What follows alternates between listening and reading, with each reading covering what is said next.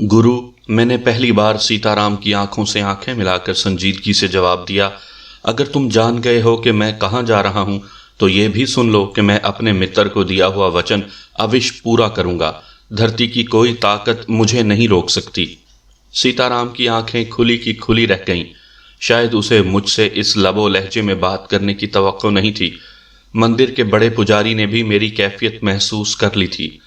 मैंने उन दोनों को नज़रअंदाज करके कमल की ईश्वर के साथ बाहर निकल गया।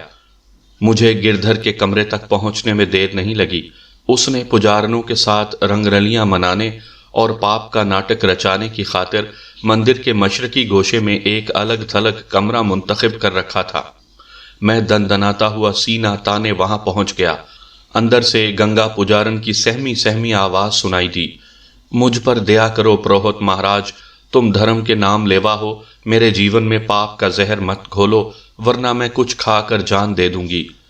तुझसे पहले दूसरी पुजारने भी मुझे मरने की धमकियां दे चुकी हैं, लेकिन मैंने आज तक किसी की अर्थी उठते नहीं देखी। प्रोहत गिरधर के नशे में डूबी हुई आवाज उभरी।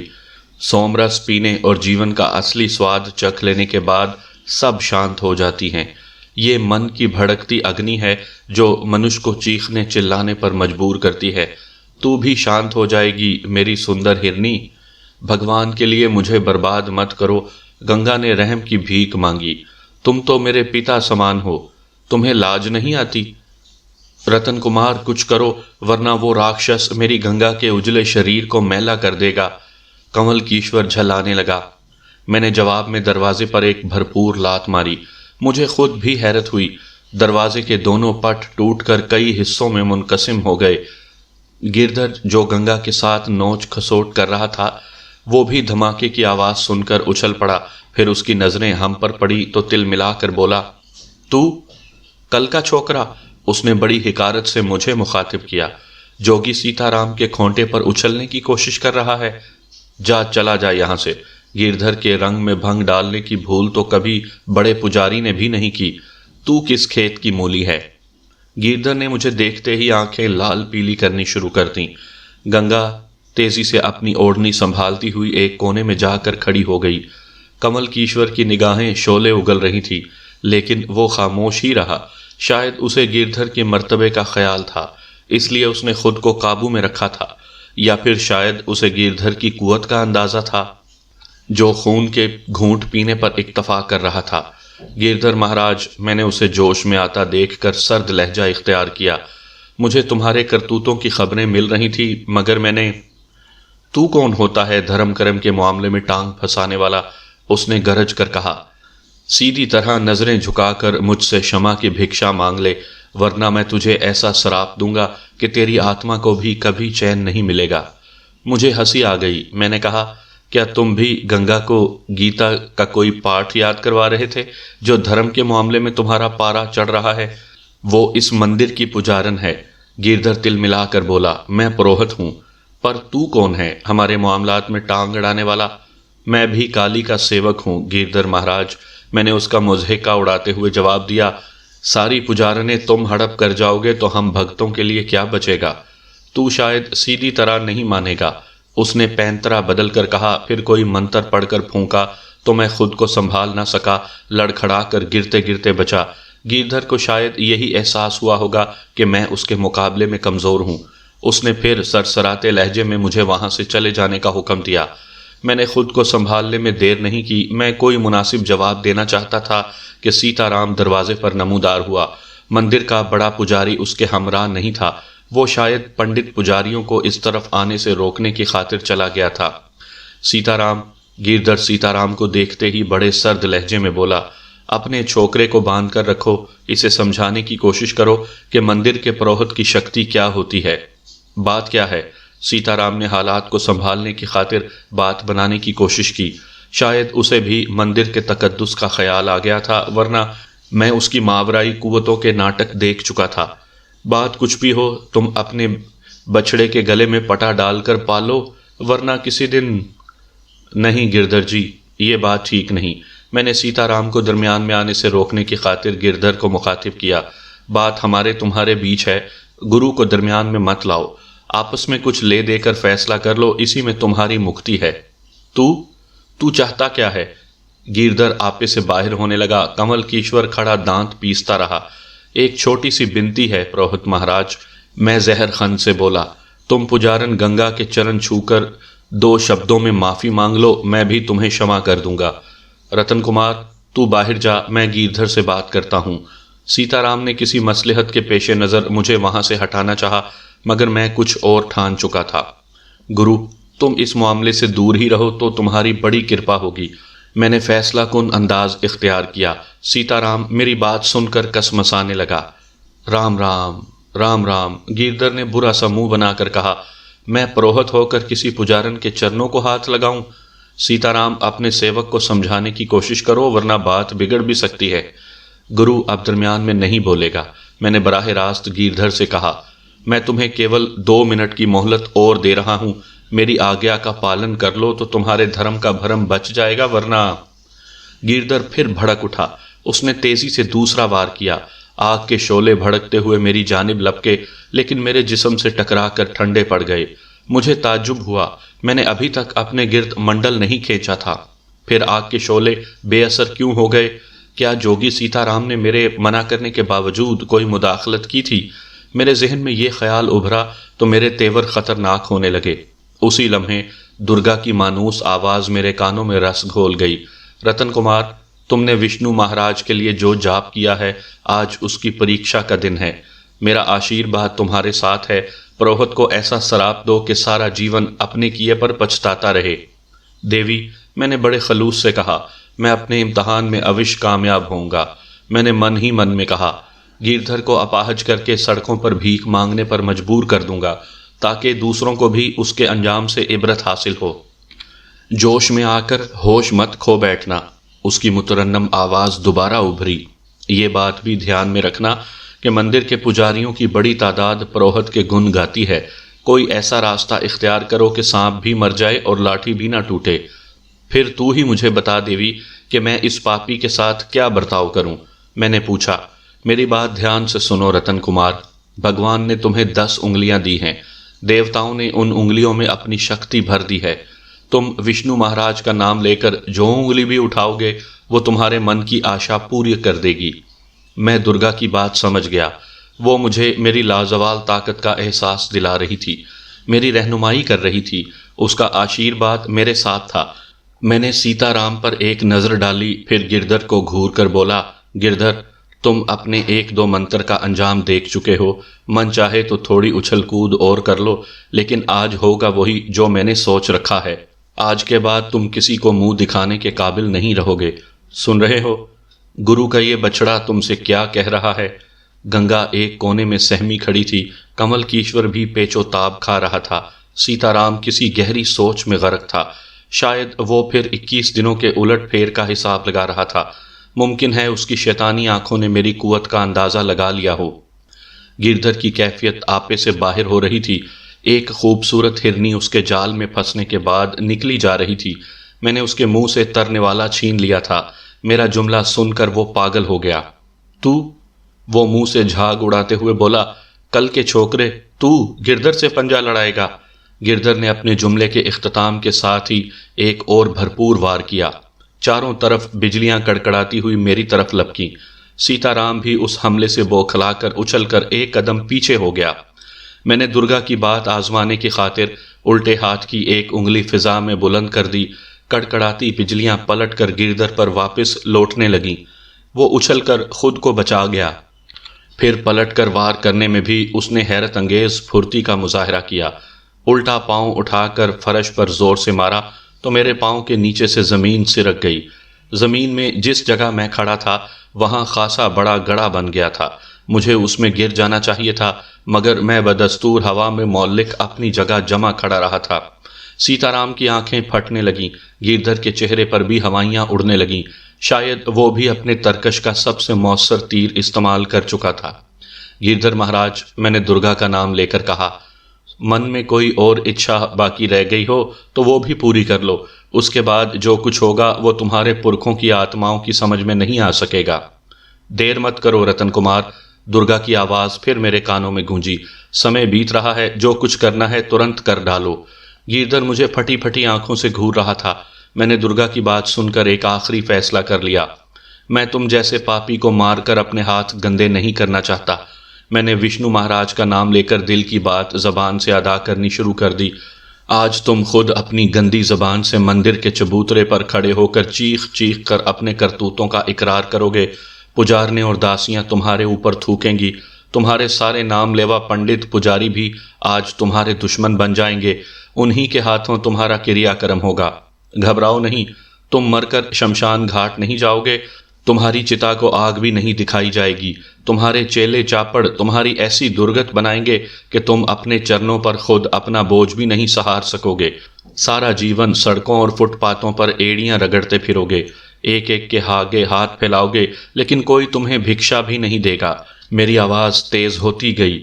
मैंने सीधे हाथ की सारी उंगलियां गिरधर की तरफ करके उसे हुक्म दिया, मेरी आज्ञा का पालन करो। मंदिर के चबूतरे पर जाकर चिल्ला चिल्ला कर अपने सारे काले करतूतों का इकरार करो। ये रतन कुमार का हुक्म है। फिर वही हुआ जो मैंने कहा था। गिरधर दीवानों की तरह चीखता चिल्लाता बाहर की तरफ भागा। सोए हुए तमाम पंडित और पुजारी भाग उठे। पुजारने और देवदासियां भी मंदिर के चबूतरे पर जमा होने लगीं, जहां गिरधर बुलंद आवाज में पागलों की तरह हलक फाड़ फाड़ कर अपने गुनाहों का एतराफ कर रहा था। जो पुजारने उसके हाथों लुट चुकी थी, वो आपे से बाहर होकर उस पर टूट पड़ी। पुजारनों की देखा देखी नौजवान पुजारियों की एक टोली भी गिरधर पर लाठियां बरसाने लगी। मंदिर का बड़ा पुजारी और दूसरे पंडित पुजारी दूर खड़े पुरोहित के अंजाम पर हैरत का इजहार कर रहे थे। सबके चेहरे धुआं हो रहे थे। कमल कीश्वर और गंगा मौका पाकर अपने अपने ठिकानों पर जाकर दुबक गए थे। मैं एक तरफ खामोश खड़ा दुर्गा के तसव्वुर में गुम था, जब जोगी सीताराम ने करीब आकर मेरा हाथ थाम कर मध्यम मगर ठोस लहजे में कहा, बालिक, जो कुछ हो रहा है उस पर मुझे विश्वास नहीं आ रहा। तूने ये खेल तमाशे कब और कहां से सीख लिए? सब काली की मेहरबानी और तुम्हारी कृपा का नतीजा है गुरुदेव, मैंने इनकसारी से जवाब दिया। जोगी सीताराम की बात सुनकर मेरा सीना फख्र से तन गया था। सामीन कराम, आप सुन रहे हैं उर्दू कहानी जोगी, और ये इस सिलसिले की किस्त नंबर 15 है। मुझे उम्मीद है आपको मेरी ये काविश पसंद आ रही होगी। पुरोहित का अंजाम भयानक ही हुआ। मुश्तइल नौजवान पुजारियों ने उसकी हड्डी पसली तोड़कर मंदिर से बाहर फेंक दिया। पुजारनों और देवदासियों में खुशी की लहर दौड़ गई, लेकिन बड़ा पुजारी और बड़ी उम्र के पंडित इस हादसे पर खुश नहीं थे। वो मुझे कीना तोज नजरों से घूर रहे थे। शायद वो इस बात को पसंद नहीं करते थे मंदिर का तकद्दुस इस तरह पामाल किया जाता। जोगी सीताराम की नजरें भी मेरे वजूद पर मचल रही थीं। वो भी मेरी कुव्वत का तमाशा देखकर हैरान रह गया था। मैंने जब कहा था कि वो किसी ऐसी शय को हासिल करने के चक्कर में है जो मेरे सिवा कोई और नहीं हासिल कर सका, इस मकसद के पेश नज़र सीताराम ने मुझे अपने चुंगल में फांसा था। काली का जाप करने का मशवरा भी उसी ने दिया था। लेकिन अब मेरी जनूनी हालत और गिरधर का अंजाम देखकर वो भी सोच में पड़ गया था। उसके चेहरे पर हैरत और तशवीश की मिली जुली कैफियत रंग बदल रही थी। उसकी जगह मैं होता तो मेरी भी वही कैफियत होती।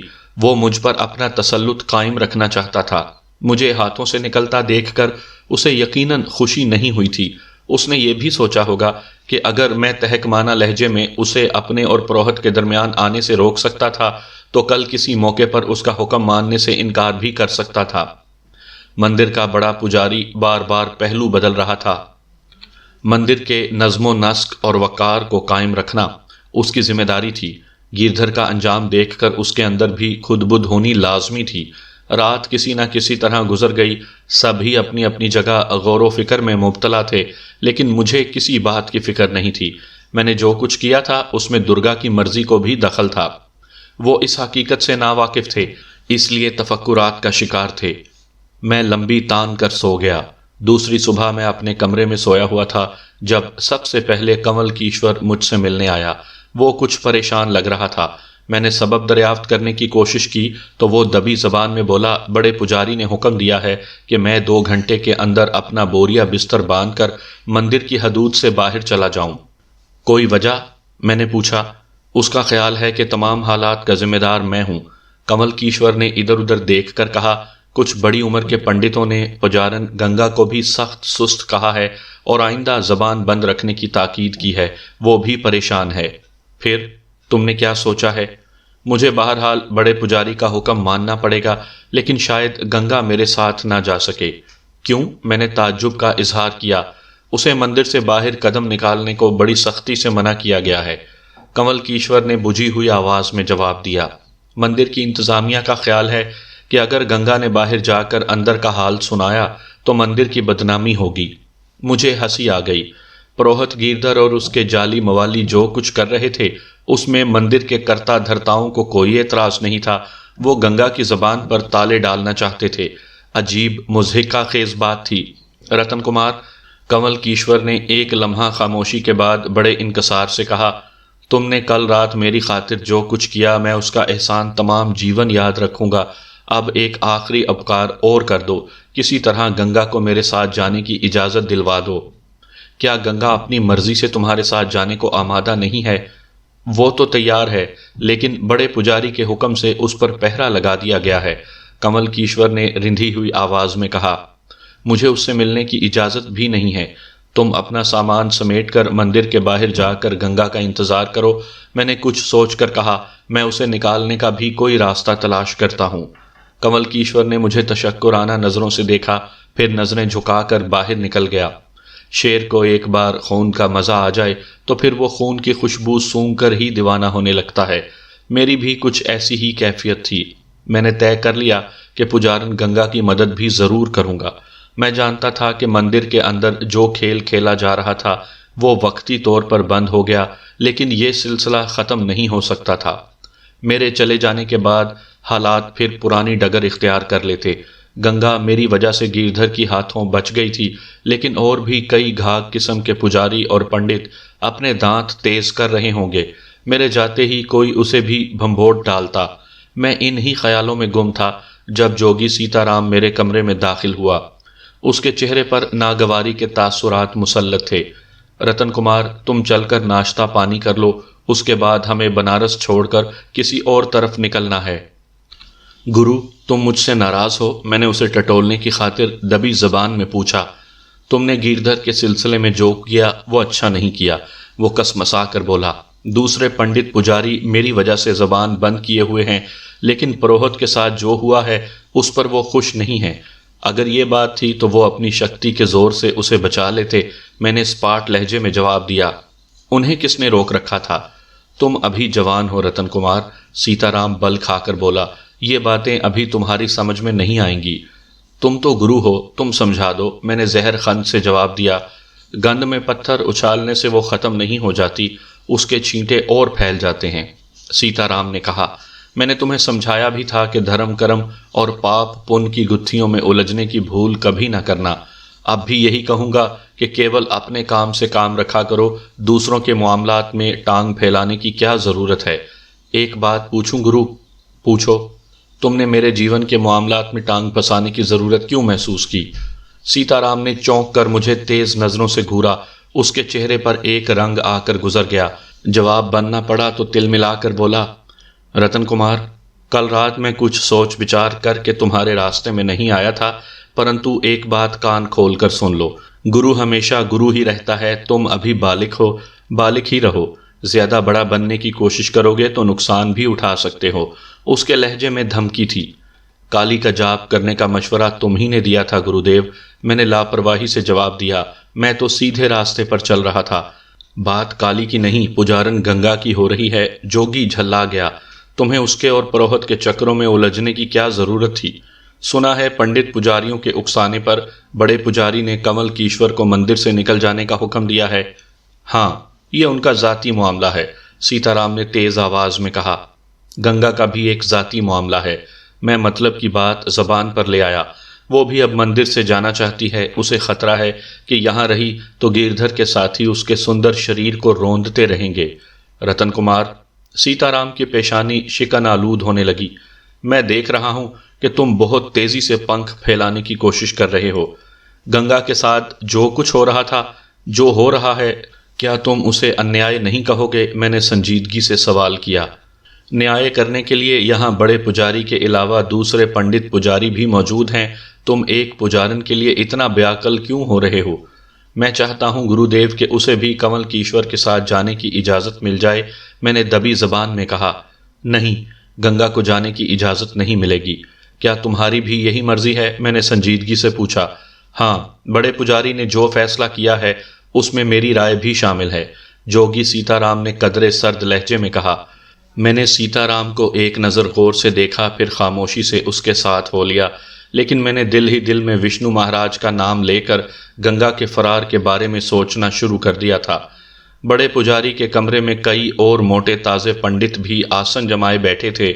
मैं सीताराम के साथ अंदर दाखिल हुआ तो सबकी नज़रें मेरी जानिब उठ गईं। उनकी निगाहों में मेरे खिलाफ नफरत के जज्बे मचल रहे थे। मैंने किसी पर तवज्जो नहीं दी, सीताराम के साथ आलती पालती मारकर दस्तरखान पर बैठ गया। बड़े पुजारी ने इशारा किया तो नाश्ता शुरू हो गया। मैंने लंबे लंबे हाथ चलाने शुरू कर दिए। रात परोहत के साथ जो कुछ हो चुका था उसके असरात अभी तक सबके चेहरों पर कपकपा रहे थे। मैं इत्मीनान से हलवा पूरी खाने में मशगूल था जब एक पुजारी बौखलाया हुआ अंदर दाखिल हुआ। महाराज, उसने बड़े पुजारी को मुखातिब किया, मैं पुजारन गंगा के बारे में एक खबर लाया हूँ। क्या हुआ गंगा को? बड़े पुजारी ने चौंक कर पूछा। उसके अंदाज में नफरत ज्यादा थी। वो अब अपने कमरे में नहीं है, पुजारी ने मुर्दा आवाज में जवाब दिया। नहीं है? क्या मतलब? हम 4 पुजारी उसके कमरे की निगरानी कर रहे थे महाराज, पुजारी ने बदस्तूर संजीदगी से कहा। हमने उसे अपने हाथों से कमरे में बंद किया था, बाहर से कुंडा भी लगा दिया था, लेकिन वो कुछ कहते कहते रुक गया। लेकिन क्या? एक बूढ़े पंडित ने तेजी से पूछा। कमरे का दरवाजा एक झटके से खुल गया। पुजारी ने होंठ चबाते हुए कहा। सभी को अचंबा हुआ, फिर हमने अंदर जाकर देखा तो गंगा कहीं भी नहीं थी। क्या उसे धरती निगल गई या आकाश खा गया? पंडित ने इतना गरजदार लहजा इख्तियार किया कि खबर लाने वाला पुजारी खौफ से थरथराने लगा। बाकी सबकी नजरें भी पुजारी के बयान की तस्दीक की खातिर उसके चेहरे पर जम गईं। जोगी सीताराम ने मुझे कनखियों से देखा। मैं नजरें झुकाए नाश्ते में मशगूल रहा। मुझे खुशी थी कि वही हुआ जो मैंने दिल में सोचा था। जो भी हो रहा है वो अच्छा नहीं हो रहा। बड़े पुजारी ने पहलू बदलकर मायनी खेज लहजे में कहा। उसका इशारा मेरी ही तरफ था। कल रात को गिरधर की खाट खड़ी हो गई और आज गंगा बंद कमरे से गायब हो गई। ऐसा पहले कभी नहीं हुआ था। हमें कुछ न कुछ करना होगा, एक उधेड़ उम्र के पुजारी ने दबी जबान में कहा। इस तरह तो मंदिर की पवित्रता का भरम खाक में मिल जाएगा। हाँ, जिस पंडित ने गंगा की गुमशुदगी की खबर लाने वाले पुजारी को गरजदार आवाज में मुखातिब किया था, मेरी तरफ कदरे नागवार अंदाज में देखकर बोला, हम काली के सेवक हैं, इस तरह हाथ पर हाथ धरे खामोश तो नहीं बैठ सकते। तुम्हारा क्या ख्याल है जोगी महाराज? बड़े पुजारी ने बराह रास्त सीताराम से दरियाफ्त किया। क्या हमारी खामोशी काली की नाराजगी का कारण बन जाएगी? उसने कोई शराप दिया तो हम सबको भुगतना होगा, जबकि गलती हम सबकी नहीं है। देवी का शराप जिसको मिलना था मिल चुका। सीताराम के कुछ कहने से पेशतर मैं बोल पड़ा। गिरधर के पाप की सजा उसे दी जा चुकी है। इस शुभ काम को भी काली के सेवकों ने ही अंजाम दिया है। तुम गंगा के बारे में क्या कहोगे? बूढ़े पंडित ने मुझे खुशमगी नजरों से घूरा। वो बंद कमरे से किस तरह छू मंतर हो गई, ये भी देवी का चमत्कार होगा। मैंने पंडित की आंखों में आंखें डालकर ठहरे हुए लहजे में जवाब दिया। शायद उसकी महान शक्ति ने महसूस कर लिया होगा कि गिरधर के बचे खुचे साथी उसकी पवित्रता को पामाल करने के सपने देख रहे होंगे। इसी कारण काली ने उसे अपनी शरण में ले लिया होगा। सीताराम ने दरमियान में बोलकर मुझे खामोश करवाने की कोशिश की थी, लेकिन उसी वक्त सेवकों ने आकर चाय के बर्तन परोसने शुरू कर दिए, इसलिए बात आई गई हो गई। मैं बदस्तूर लापरवाही से जमा बैठा रहा, लेकिन सीताराम किसी गहरी सोच में मुस्तगरक नजर आ रहा था। नाश्ते के बाद हम काली के मंदिर से रुखसत हुए तो सीताराम बज़ाहिर खुश नजर आ रहा था, लेकिन वो अंदर ही अंदर झुलस रहा था। बड़े पुजारी और दूसरे पंडित पुजारियों ने भी हमें रोकने की कोशिश नहीं की। मैं समझ रहा था कि हमारे जाने से उन्होंने सुकून का सांस लिया होगा। गिरधर का इबरतनाक अंजाम उनके लिए काबिल कबूल नहीं था। फिर गंगा के गायब हो जाने की इत्तला ने जलती पर तेल का काम किया था। वो भी अंदर ही अंदर तिल मिला रहे थे। मुझे खुशी थी कि मैं दोनों मामलात में कामयाब हुआ था। दुर्गा का आशीर्वाद मेरे साथ था। विष्णु महाराज के जाप ने मुझे वो ताकत बख्श दी थी जो बड़े बड़े पंडित पुजारियों को भी मुश्किल से नसीब होती थी। दुर्गा ने मुझे एहसास दिला दिया था कि मेरे हाथ की 10 उंगलियां देवी देवताओं की महान शक्तियों से लेस हैं। वो मेरी हर ख्वाहिश की तकमील कर सकती थीं। मैं अपनी ताकत का इम्तहान ले चुका था। मुझे 100% कामयाबी हुई थी। गिरधर की जो दुर्गत बनी थी, आप उसे उसके पापों और काले करतूतों की सजा भी कह सकते हैं। किसी धर्म के नाम लेवा का एक नौजवान पुजारन के साथ मंदिर के एक कमरे में तन्हा पकड़ा जाना कोई मामूली बात नहीं थी। गिरधर के अपने साथी भी उसके खिलाफ उठ खड़े हुए थे। उसमें बहुत सारे अवामिल शामिल हो सकते थे। कई वजूहात थीं, लेकिन पुजारन गंगा का बंद कमरे से 4-4 पुजारियों की निगरानी के बावजूद गायब हो जाना कोई शोबदेबाजी नहीं थी। उसके फरार में किसी देवी या देवता की महान शक्ति का दखल जरूर होगा। मैंने विष्णु महाराज के लिए 21 दिनों का जो जाप किया था, उसमें दुर्गा की मर्जी भी शामिल थी। ये भी हो सकता था कि मेरे जंतर मंतर के बैरों ने दरवाज़ा खोल दिया, निगरानी पर मामूर पुजारियों के सामने पर्दा तान दिया हो और गंगा उनके सामने से कूले मटकाती निकल गई हो। शैतानी कुव्वतें कुछ भी कर सकती थीं। मैं जोगी सीताराम की मावराई कुव्वतों का मुशाहिदा भी कर चुका था। मैंने सिर्फ फुरीरी ली थी और लोहे की हथकड़ी और बेड़ियां कड़कड़ा कर टूट गई थीं। सब हैरान रह गए थे। पुलिस की नफरी ने मेरे सामने हथियार डाल दिए थे। गंगा के फरार के सिलसिले में भी कुछ ऐसी ही नादीदा कुव्वतों का अमल दखल रहा होगा। जोगी सीताराम को भी यही तशवीश लाहक हो गई कि अब मैं उसके हाथ से निकला जा रहा था। उसने मेरे ऊपर जो जाल डाले थे, उनकी गिरें टूटने लगी थीं। मैंने अभी तक खुलकर उसके मुकाबले पर आने की कोशिश नहीं की थी, लेकिन वो बच्चा नहीं था जो हालात की रोशनी में कोई नतीजा ना अखज़ कर सकता। महावीर के कहने के मुताबिक वो मेरे ज़रिए कोई ऐसी कीमती शय हासिल करने के चक्कर में था जो मेरे सिवा कोई हासिल नहीं कर सकता था। मैं सीताराम के हाथ से निकल जाता तो उसके सारे ख्वाब अधूरे रह जाते, सब मेहनत अकारत हो जाती, उसके किए किराए पर पानी फिर जाता। वो बड़ा पुराना पापी था। उसने भी देवी देवताओं के लिए यकीनन बहुत सारे जाप कर रखे होंगे।